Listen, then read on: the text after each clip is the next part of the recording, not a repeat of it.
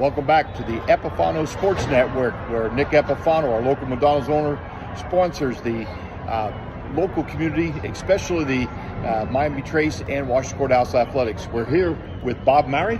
I'm Dan Roberts, and we're at the 89th Annual Boys and Girls State Wrestling Championships. We just finished up the semifinals, Bob, the money round, the round where the team championships most often are one loss. What are your thoughts about how the semifinals went tonight? We actually expected closer contests at all three levels, but it looks like the leaders are kind of distancing themselves after that round.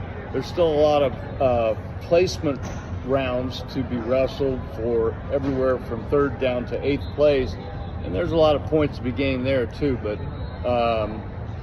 in pretty much all three races, the leader has a pretty commanding lead to overcome. We'll get to those races here in just a moment, because we always talk about how the cream rises to the top, and it sure has here in the semifinals. Individually, Miami Trace had two wrestlers who are still in contention for placement, and they will be placing. We had Tyler Stevens, a 190-pound senior, go to the mat tonight against a only single loss wrestler from and returning state champion from Kettering-Alder, Rod Owens. And I'm telling you, Owens showed why he's one of the top wrestlers in the state of Ohio. I can't imagine Owens losing in the finals tomorrow. He just looked like a machine. Stevens, to his credit, went after him, but this kid is unbelievable. The Owens kid. The quickness, the agility, and the technique that Owens had, it was just impressive as he scored at will and time again. Stevens had a great tournament. He can regroup, Bob. He can come down and get as high as third. Indeed, and third is an outstanding position. There's right. A lot of kids in the state would be happy with third place in the state. Gabriel Carson, Miami Trace's 175-pound sophomore, went to the mat, had a great tournament so far. He will go in for placement of 7th and 8th because he lost tonight to a young man who was 54-5 from Napoleon, a junior by the name of Hayden Grohl. Tough match, tough loss. Grohl's the same kid that beat Gibbs from Washington Courthouse in the first round. He's a solid wrestler. And as Dan said, Gabe will wrestle for as high as 7th place tomorrow. He can still place as high as 7th, which is a good finish for a sophomore. Again, Miami Trace will have two placers at the state wrestling tournament, and we're just very proud of that. I wanted to mention something as a side note there.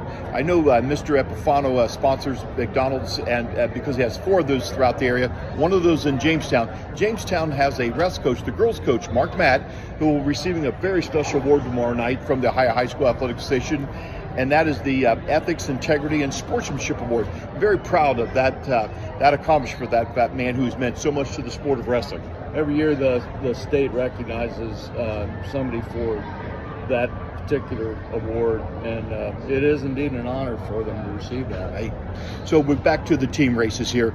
In Division I, St. Ed, who's won almost countless state championships since their first one in 1978, they have extended their lead over Perrysburg, but it's still not mathematically over. No, with all of the 3rd through 8th place wrestlers to be wrestled yet, there's a lot of points, and Perrysburg probably has more kids in the consolation round than what St. Ed's does, so they could actually gain some ground in those consolation rounds.